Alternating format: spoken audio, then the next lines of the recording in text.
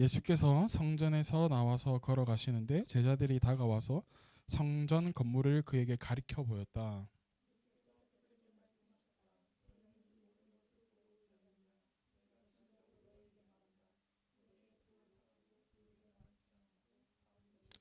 예수께서 올리버산에 앉아 계실 때에 제자들이 따로 그에게 다가와서 말하였다. 이런 일들이 언제 일어나겠습니까? 선생님께서 다시 오시는 때와 세상 끝날에는 어떤 징조가 있겠습니까? 우리에게 말씀해 주십시오.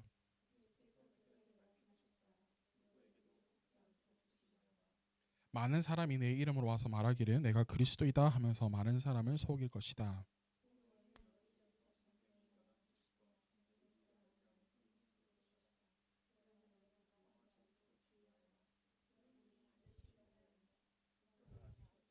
민족이 민족을 거슬러 일어나고 나라가 나라를 거슬러 일어날 것이며 여기저기서 기근과 지진이 있을 것이다. 그러나 이 모든 일은 진통의 시작이다. 아멘. 할렐루야. 아멘. 오늘은 여러분들 주변에는 속지주의라는 제목으로 되어 있죠. 말씀. 말씀의 제목 아직 뜻을 안 가르쳐 주지. 말씀 나누면서 말씀의 제목이 뭔지 함께 이렇게 나누도록 하겠습니다. 여러분들 아멘이라는 뜻 알고 계신가요? 아멘. 그렇게 어둡지는 않죠, 조명들이. 네. 왜 뭐 이렇게 하냐? 제가 하고 싶어서 했어요. 네. 네, 가운데만 이렇게 딱 해가지고 제가 그냥 하고 싶어서 했어요. 네. 지난 우리 목요일날 이거 완벽하게 안 해가지고 이렇게 하다가 내 무기 때문에 이렇게 무너질 뻔했잖아요, 그죠? 아찔한 사고가 일어날 뻔했는데 아직 단단히 고정했어요. 이제 안 무너질 거예요, 이제 이렇게. 자, 여러분 아멘이란 단어 알고 있어요? 아멘이란 단어. 아멘인 단어는요. 네. 진정으로 그렇게 되기를 원합니다. 믿습니다. 내가 믿습니다. 그런 뜻이죠. 그래서 유대인들이 하나님 말씀 축복이 끝날 때에 이제 사람들이 축복하고 할 때에 아멘으로 화답하죠. 네. 그 비슷하게 되어 있는 게 성경에서는 또 셀라라는 단어로 이렇게 시편 읽다 보면 나옵니다. 네, 그렇게 되어지기를 원합니다. 정확히 셀라가 뜻이 어떤 뜻인지는 아직까지 정확하게 모르지만 아멘과 비슷한 단어라고 보통 생각을 합니다. 그런데 여러분, 우리가 잘 먹는 것 중에 하나 라면이 있죠. 이 라면이요, 이 아멘이라는 단어에서 파생된 단어인 거 아세요? 라고 하면 제가 사이비 교주가 되겠죠, 그죠? 자, 이게 왜 그러냐면 어릴 적에 제가 교회를 다닐 때 참 어린 나이여서 그때 참 웃겼는데요. 한 할아버지가 계셨는데 이 할아버지는 약간 정신적으로도 조금 불편하시고 몸도 조금 불편하시고 옛날 분이셔서 옛날에는 왜 이 노예가 있었잖아요. 뭐 종 같은 그런 개념으로 이제 주인집에서 이렇게 종살이 하던 분이 이제 시대가 변했음에도 불구하고 어디 갈 곳도 하다 보니까 이제 그 자녀들, 그러니까 원래 주인집의 자녀들이 여전히 살고 있는데 그 주인집에서 살면서 계속해서 이제 있었던 분이 계신데요. 참 그때 생각하면 저도 참 오래 산 것 같은데 근데 나이는 저런 그렇게 오래 되진 않은데 여러 가지를 봤던 것 같아요. 그 할아버지가 이제 어릴 적에 보면 교회를 늘 나오셨는데 그 할아버지께서 이 발음이 혀가 좀 짧으세요. 그래서 아멘이라고 해야 되는데 뭐라고 하냐면 라멘 하는 거예요. 그러니까 아멘이라고 이야기하는데 라멘이라고 이야기하는. 그래서 얼마나 저희가 웃었는지 몰라요. 그리고 또 놀렸는지도 몰라요.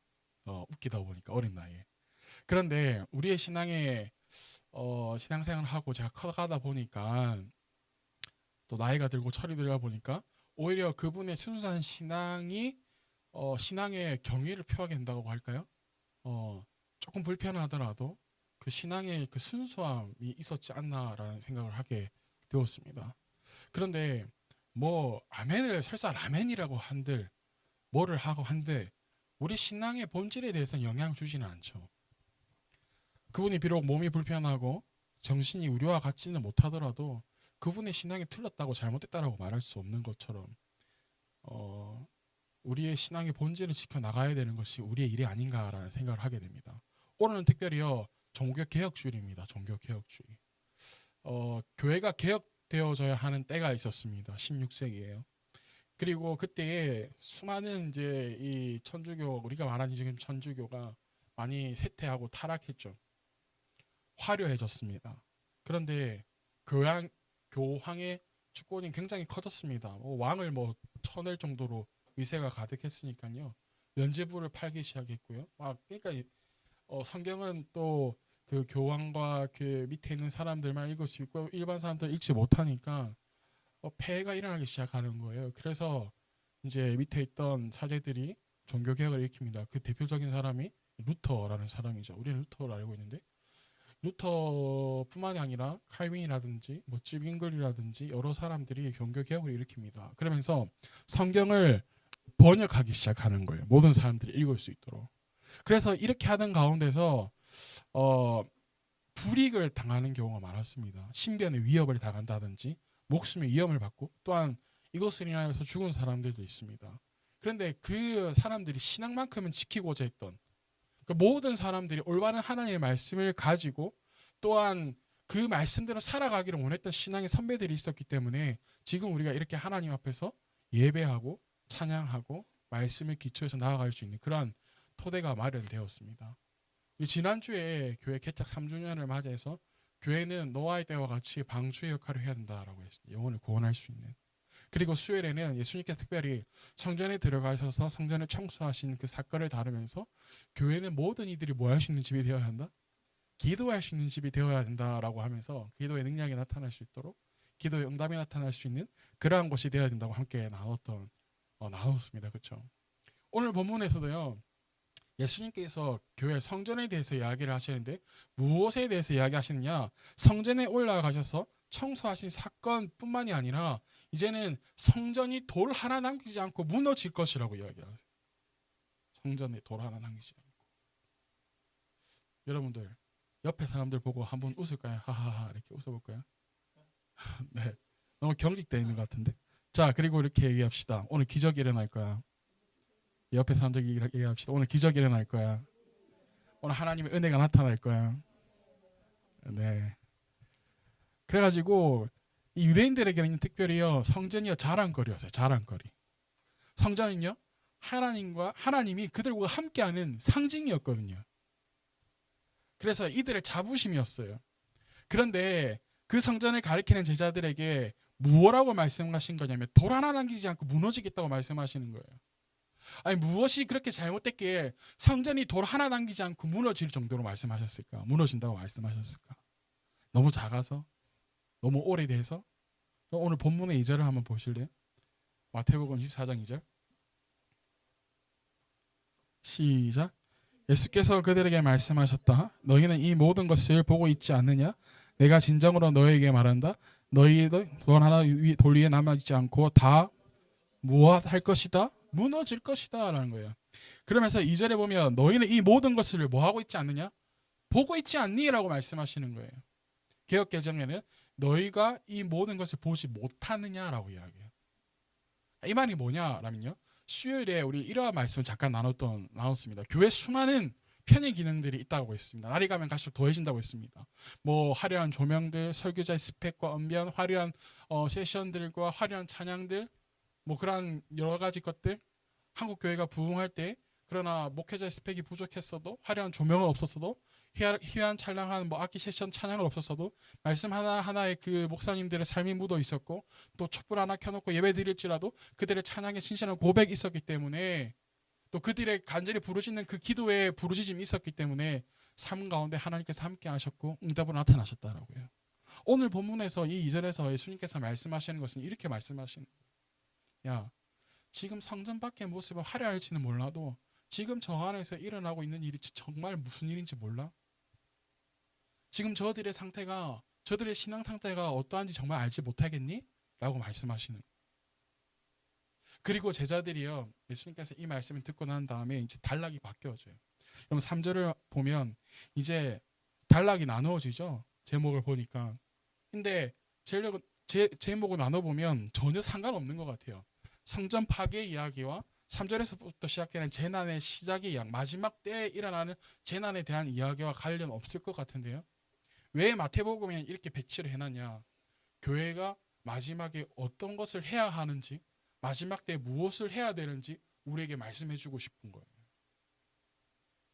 자, 제자들이요 모든 무리가 다 떠나고 올리브산에 예수님께서 앉아 계실 때에 조용히 찾아가서 질문합니다. 무엇에 대해서 질문하냐면 마지막 때에 나타날 무엇에 대해서? 징조에 대해서 예수님께 여쭤봅니다. 3절 읽어봅시다. 시작. 예수께서 올리브산에 앉아 계실 때 제자들이 따로 그에게 다가와서 말하였다. 이런 일들이 언제 일어나겠습니까? 선생님께서 다시 오시는 때와 세상 끝날에는 어떤 징조가 있겠습니까? 우리에게 말씀해 주십시오. 아멘. 돈 하나 없이 무너지는 일, 그리고 예수님께서 말씀하시는 그 다시 오시는 때, 그리고 다시 말해서 세상 끝날이 되면 어떠한 일들이 일어나겠냐고 예수님께 질문하는 거예요. 오늘 이 제자들의 이 질문은요, 단순히 마지막 때에 대한 질문이 아닙니다. 교회가 마지막 때 어떻게 서 있어야 되는가에 대한 질문이에요. 오늘날 교회 안에 사람들의 삶의 방식, 가지고 있는 지식, 그리고 의식들, 전통들이 있습니다. 그런데 과연 그것이 하나님 말씀 위에 서 있냐라는 거예요. 하나님의 말씀의 방식이 아니라 오랫동안 흘러내려온 교회의 전통적인 방식이라든지 전통, 신앙이라는 이름 아래에 미신처럼 믿는 그러한 것들은 없는가 우리가 점검해 봐야 되는 거예요. 여러분, 교회 안에 전통들이 있습니다. 그런데요, 교회 전체의 전통이 아니라 개교회 전통들도 있습니다. 야, 이거는 그렇게 하면 안 돼. 우리는 지금까지 이렇게 해왔어 라는 것들 너무 많다라는 거예요. 아, 우리 목사님은 그렇게 주면 안 돼. 우리 목사님은 요거는 요렇게 해서 숟가락은 요렇게 얹어서 뭐 줘야 돼. 막 쓸데없는 허례 의식들이 가득한 정통들. 그리고 내가 이거 지금 섬기고 있는, 만약에 아키테론을 섬기고 있는데 이것 하나 내려놓는 것조차도 엄청난 힘든 그런 것들이 참 많다라는 거예요. 예수님은 이러한 제자들의 질문에 이렇게 대답하십니다. 4절 5절을 보실래요? 시작. 예수께서 그들에게 말씀하셨다. 누구에게도 속지 않도록, 뭐하지 않도록? 속지 않도록 조심하여라. 5절 시작. 많은 사람이 내게로 와서 말하기를 내가 그리스도이다 하면서 많은 사람을 뭐 할 것이다? 속일 것이다 라는 겁니다. 예수님께서 제자들의 물음에 대답하시는 것은 속지 말아라 라는 거예요. 속지 말아라. 4절에 오늘 말씀의 제목의 비밀이 숨겨져 있어요. 속지주의가 뭐냐? 속지 않도록 조심하라는 거예요. 네. 주의하라는데 여기 오늘 말씀에 조심하라니까. 근데 속지 조심은 좀 이상하니까 속지주의 이렇게 한 거예요. 속지 않도록 조심 주의하여라. 그냥 MZ 따라 해봤어요. 속지 않도록 조심하라는 거예요. 다시 말해서 개혁 개정에는 미혹당하지 말라고 했어요. 요한계시록에도 똑같은 것으로 미혹당하지 않게 조심하라라고 이야기해요. 미혹이라는 이 단어, 속지 말라는 이 단어의 뜻에는요, 뭐 어떤 뜻이 담겨 있느냐? 안전에서부터, 진리에서부터, 도덕에서부터 방황하다라는 뜻을 가지고 있어요. 또 헤매다, 속다, 길을 벗어나다라는 뜻을 가지고 있습니다. 그래서 이 단어는요, 우리가 마지막 때를 기다리는 자세는 어떻게 되냐? 진리에서부터 방황하지 말고 길에서 벗어나지 않도록 조심 주의하라는 거예요. 교회가 진리 안에서 벗어나지 않도록 조심하라는 뜻인 거예요. 그런데 5절에서 보면 내가 누구다 하면서 많은 사람을 속일 것이다 라고 이야기하고 있죠. 내가 그리스도이다 라고 하면서 속일 것이다 라고 말하고 있습니다. 근데 적은 사람들이 속는다고 이야기하잖아요. 뭐 하다 그래요? 많은 사람들이 속일 것이래요. 여러분, 속지 맙시다. 아멘. 그리스도는요, 메시아라는 뜻이에요. 메시아는 기름 부음을 받은 자라는 뜻이에요. 그리스도는요, 오직 그래서 한 분밖에 없습니다. 근데 우리나라에는 예수님이 참 많죠. 메시아가. 네, 성령님도 있어요. 막. 장난 아니에요. 막. 그거 진짜 보고 싶은데 얼굴을 잘 안 보여주더라고. 구약 시대에 보면요, 제사장이나 왕이나 선지자를 세울 때 기름을 부어서 세워요. 그런데 이 땅에 기름 부은 왕은, 진정한 왕은 누구냐? 바로 예수님밖에 없어요.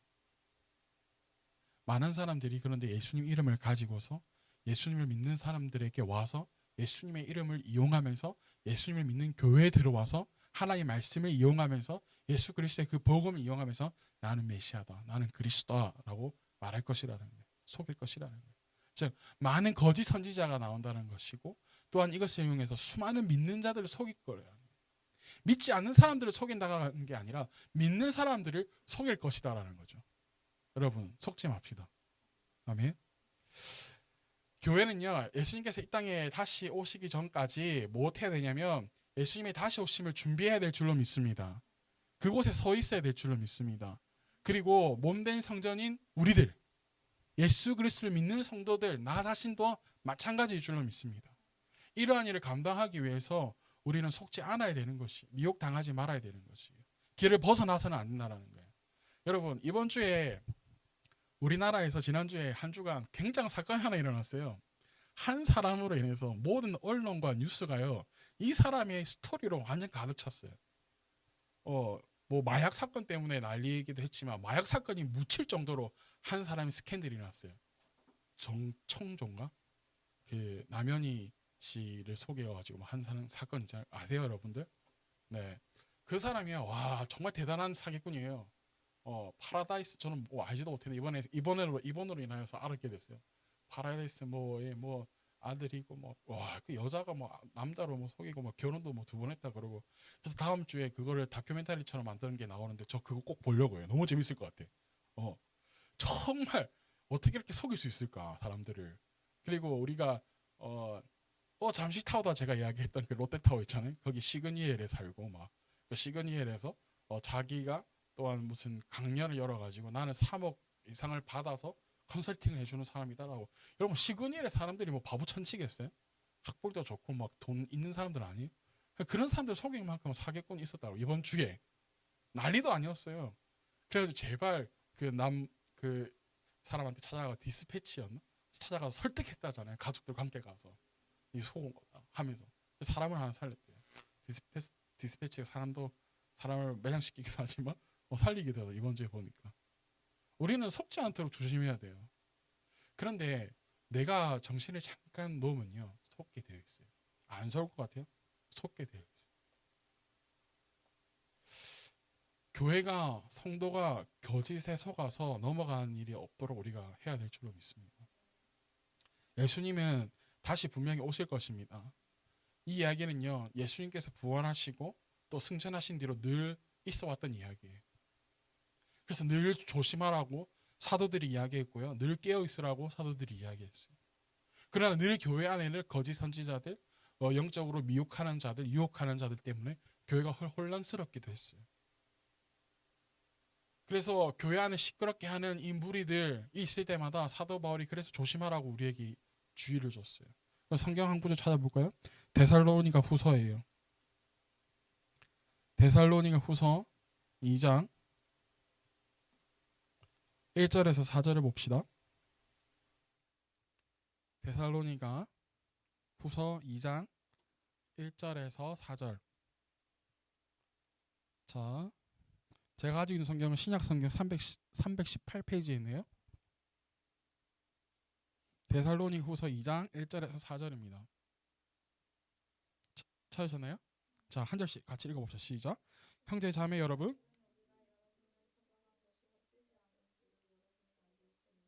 잠시만요. 자, 후서 2장 1, 데살로니가 후서 2장 1절 맞나요? 네, 다시 읽어봅시다. 시작. 형제 자매 여러분, 우리 주 예수 그리스도 오시는 일과 우리가 그분 앞에서 모이는 일을 두고 여러분에게 간청합니다. 여러분은 영이나 말이나 우리에게서 받았다고 하는 편지에 속아서 주님의 날이 벌써 왔다고 생각하게 되어 마음이 쉽게 흔들리거나 당황하는 일이 없도록 하십시오. 여러분은 아무에게도 어떤 방식으로도 넘어가지 마십시오. 그날이 오기 전에 먼저 믿음을 배신하는 일이 생기고 불법자 곧 멸망의 자식이 나타날 것입니다. 그는 신이라고 불리는 모든 것이나 예배의 대상이 되는 모든 것에 대항하고 그들을 위로 자기를 높이는 자인데 하나님의 성전에 앉아서 자기가 하나님이라고 주장할 것입니다. 아멘. 이렇게 마지막 때에 주의하라고 사도 바울이 권면해주고 있습니다. 우리나라에도 잘못된 종말론 때문에 나라를 떠들썩하게 했던 적이 있습니다. 여러분들은 그때 태어나지 않았을 테고 저는 그때 3살 때인데 다미성교회라고 있었어요. 1992년도 12월 28일 24시에 예수님께서 재림하실 것이다. 그래가지고요, 재산도 다 팔고요, 직장도 그만두고요, 가족들과 뭐 인간관계도 다 정리하고 그곳에 모여서 기도했습니다. 24시가 지났는데 예수님이 안 왔어요. 얼마나 뻘쭘했을까요? 난 쪽팔려서 못 나올 것 같아요. 막 혀 깨물고 막 죽었을 것 같아요. 그런 잘못된 종말론 때문에 모든 것을 다 잃은 사람들이 있었죠. 오늘 예수님께서 말씀하신 것처럼요, 우리는요 마지막 때에 속지 않도록 조심해야 됩니다. 특별히 마지막이 다가올수록 거짓 선지자들과 악한 영들은요 예수님의 이름으로 기적도 일으킨다고 했고요. 또 사람의 마음을 사로잡으려고 한다, 사로잡는다고 그랬습니다. 그래서 우리는 마지막 때에 조심해야 되는 거예요. 오늘 본문으로 돌아와서 11절을 보실래요?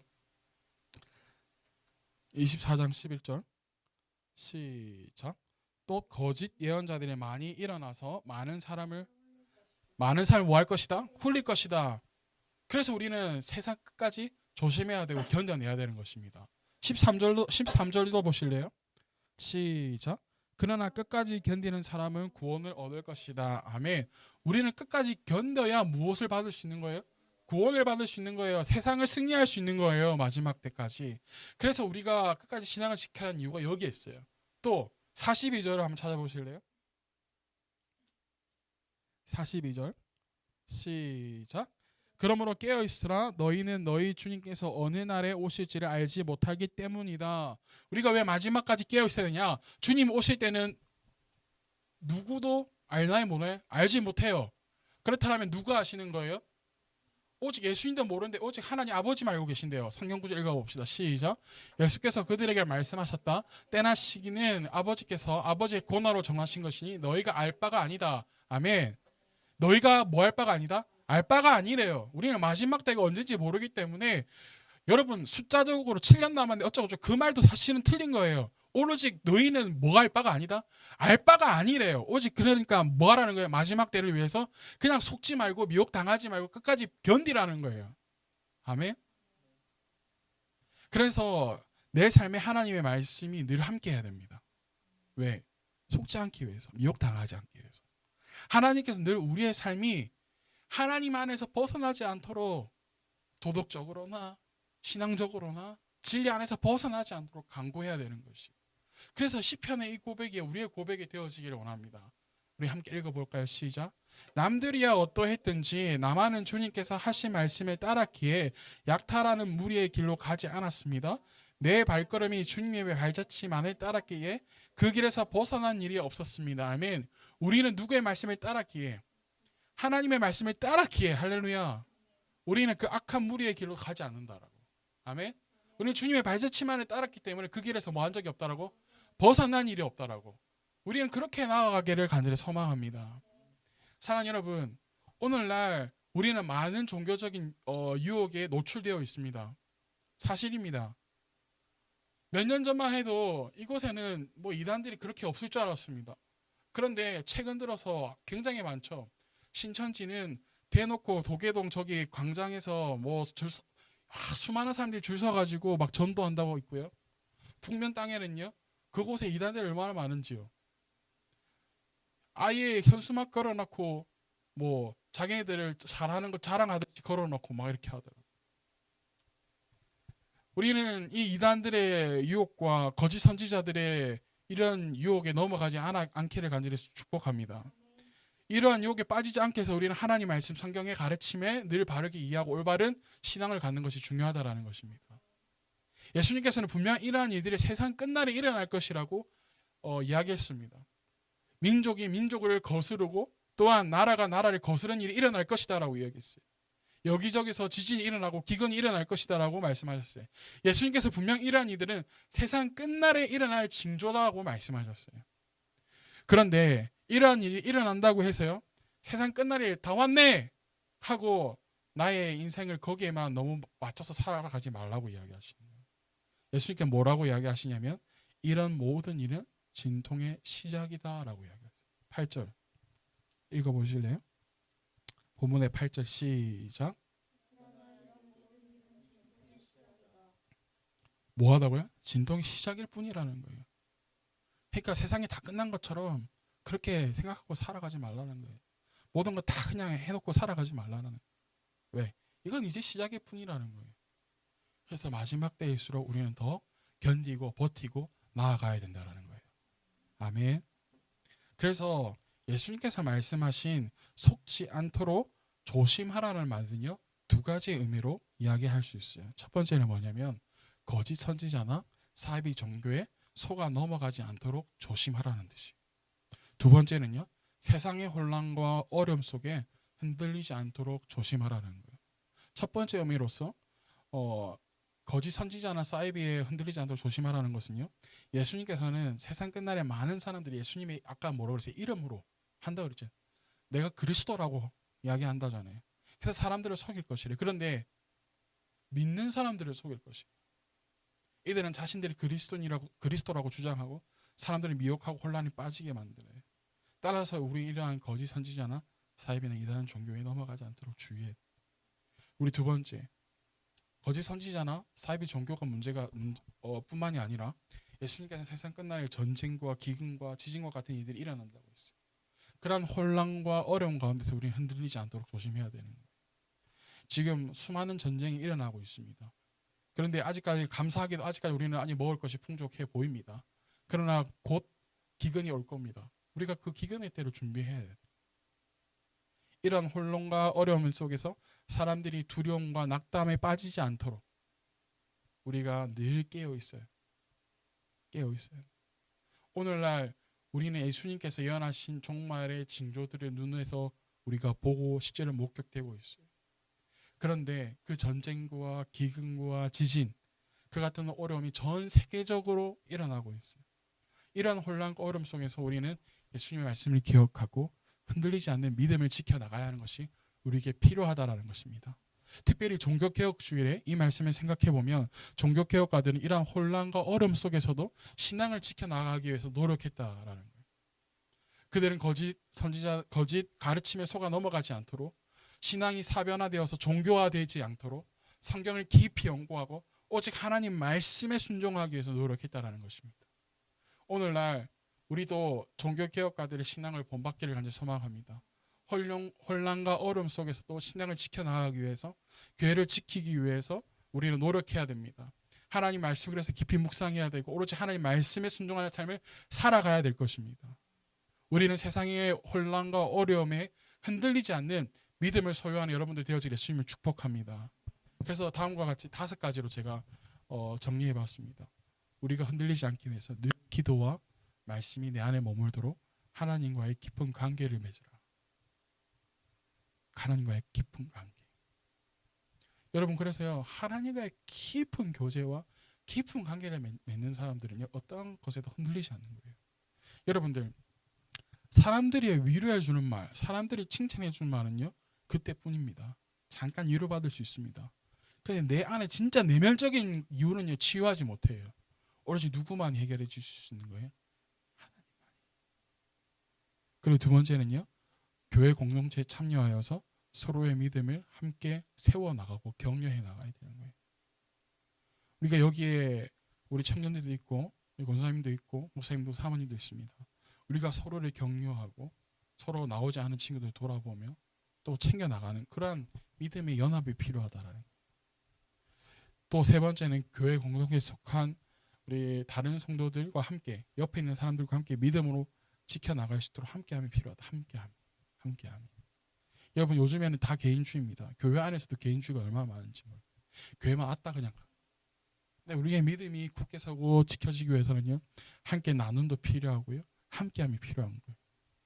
그리고 네 번째는요, 세상의 혼란과 어려움에 대해서 여러분 지혜가 필요합니다. 여러분, 가끔씩 사모님 여러분들이 하는 말 하면 이해가 돼요? 몰랐던 이야기들 막 쏟아놓잖아요. 여러분, 우리는 수많은 스마트폰이나 언론이 노출되어 있지만 우리가 정말 알아야 될 지식은 알지 못합니다. 세상에 이런 세계가 어떻게 흘러가는지도 우리는 관심 갖지 않습니다. 우리는 거기에 지혜가 필요합니다. 하나님, 세계를 볼 수 있는 눈을 허락하여 주시옵소서. 지금 이때 믿는 자 내가 어떠한 일을 해야 됩니까? 어떠한 것을 지금 준비해야 됩니까? 하나님, 지혜를 허락하여 주시옵소서. 마지막으로 성령님의 인도하심이 우리에게 필요합니다. 성령님, 우리를 인도하여 주시옵소서. 우리를 바른 길로 인도하여 주시옵소서. 이러한 우리의 노력이 필요하다는 것입니다. 혼란과 어려움 속에서 흔들리지 않는 믿음 지켜나가면서, 사랑하는 여러분, 우리의 삶이 흔들리지 않도록 조심하십시다. 세상은 더 어려워질 것이에요. 세상은 더 악해질 것이에요. 하나님은 더 안 될 수도 있습니다. 우리의 삶의 형편이 더 어려워질 수도 있고 어려워질 것 투성이입니다. 사람들이 말하는 것, 내년 전망, 후의 전망 더 안 좋아질 것이에요. 그러나 여러분 꼭 기억하세요. 예수 그리스도와 함께하는 이들의 삶은요, 하나님은 절대 가만히 두고 보고 있지 않으실 것입니다. 하나님은 우리를 먹이실 것이며 하나님은 우리를 지켜주실 것이며 우리를 돌봐 주실 것을 믿습니다. 그 하나님을 신뢰하며 우리가 나아가기를 간절히 소망합니다. 아멘. 여러분들의 삶을 책임지시는 그 하나님께 나아와서 엎드리는 여러분들 되시기를 주님 축복합니다. 그래서 마지막 때 정말